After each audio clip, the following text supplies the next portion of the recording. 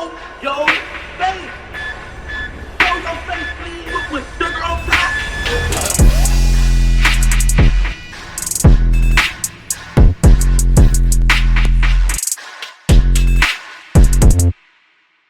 Hey, what's up, y'all? Y'all know my slogan. I don't know it all, but I know what I've been through. Now, before we get into this video, please make sure you head on down to Instagram and follow us on our official Instagram page at Hookah Anonymous _. We're able to be a little more explicit, a little more uncensored, and share content freely without running the risk of having our channel terminated. So, once again, make sure you head on down to Instagram and follow us on our official Instagram page at Hookah Anonymous _.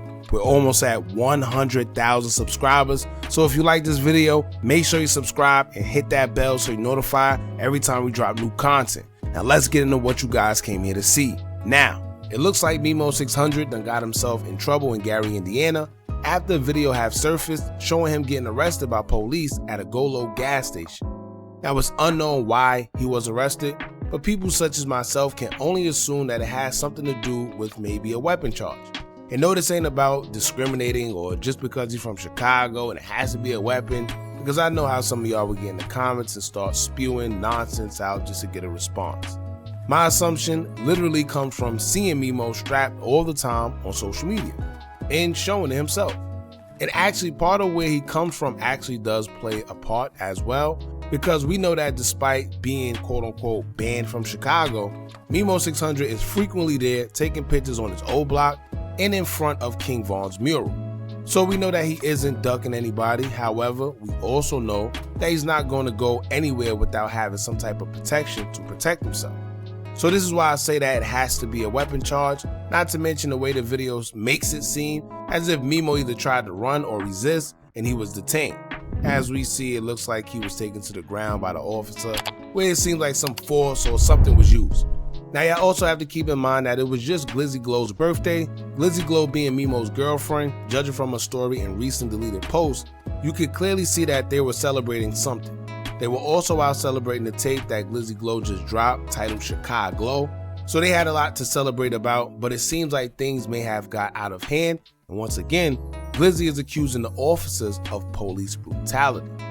Now, we don't know where the police brutality claims come from. However, Glizzy took to her Instagram story a few hours ago prior to this video, and she would say, quote, "I have not been in the mood, y'all, police brutality, but I'm trying to shake back.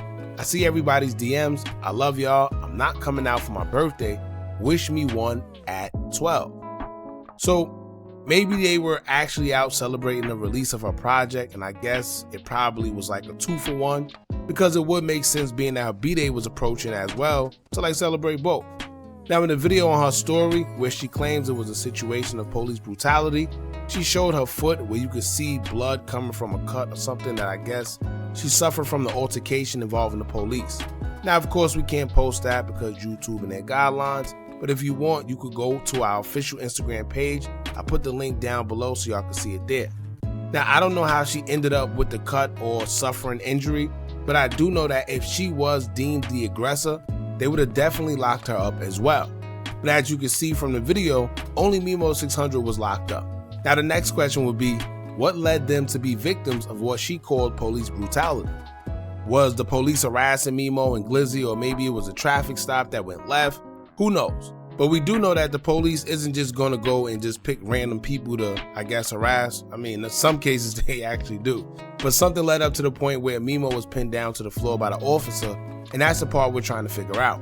Now, I'm assuming they were celebrating in Gary, Indiana, and that's why they were out there, which I'm sure is because even though it goes down in Gary, right, because a lot of people got the misconception that Gary is, soft or whatever, it'll be more safer to turn up out there than it would be in Chicago. And no, it's not about being scared or weak or anything. It's about moving smart. Memo knows, like everyone else, that his ops can't wait to run into him and catch him slipping. And one of the most common ways guys get caught lacking is being out in parties and functions, drinking, smoking, not on their P's and Q's, and then suddenly they get taken off the map. Plus, who wants to be out celebrating anyway, and you gotta sit there and look over your shoulder every 5 minutes and can't really enjoy yourself? So it's understandable, and Gary isn't too far from Chicago neither. In fact, that's where a lot of guys in Chicago migrate to when they're leaving Chicago. So, it kind of makes sense. Now, Memo hasn't said anything concerning the incident, nor has he posted anything about it. So I'll assume that maybe either he's handling the situation behind the scenes, or maybe he just really don't want to be too, vocal about it. It seemed like it happened either a day or two ago.